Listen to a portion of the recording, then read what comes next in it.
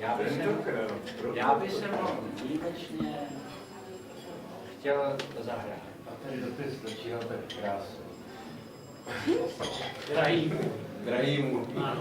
Drahýmu. V tom od někud přilezla kulka. A já jsem četl tvůj dopis.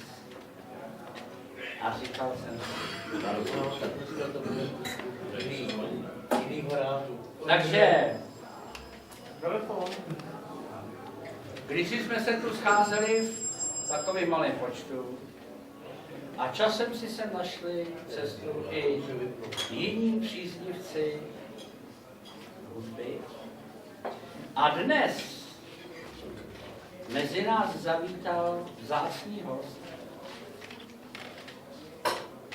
Má v Praze most.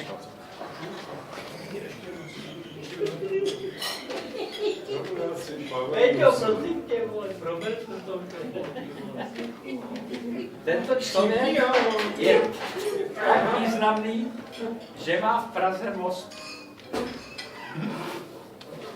Není to Karel, prosím. Ale Je to Čech a poslouchají asi všichni. přišel s mojí spolužačkou Pavlou a jmenuje se Jiří Hlávka.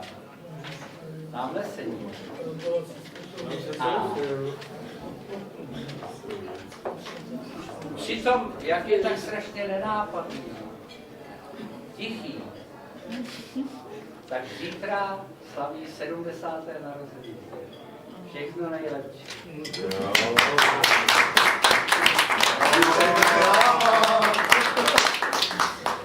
Je otázka, jestli je na tom co slavit. Jestli není lepší ta sedmička ve stínu. A to říká každý. Neboj se, já tě za 4 roky doženu. A To už já zase nebudu tady. A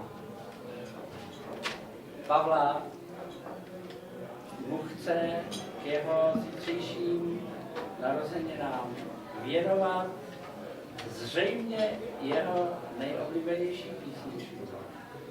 Když už máš v Praze ten most Hlávku, tak my ti zahrajeme zřejmě tvoji oblíbenou písničku.